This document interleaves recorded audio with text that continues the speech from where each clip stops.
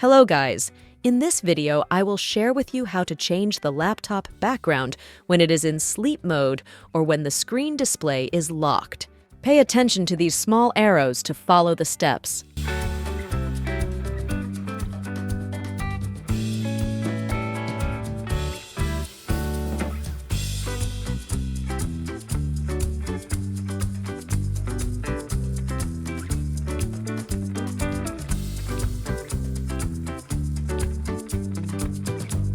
You can also use photos in the laptop's File Explorer by clicking Browse Photos, and please select the photo that you want to use as the background when the laptop screen is locked or in sleep mode. I will try activating sleep mode, and let's see whether the background has changed according to what we chose or not. And the background is done as I chose. Okay guys, that's how it goes. I hope you like this video.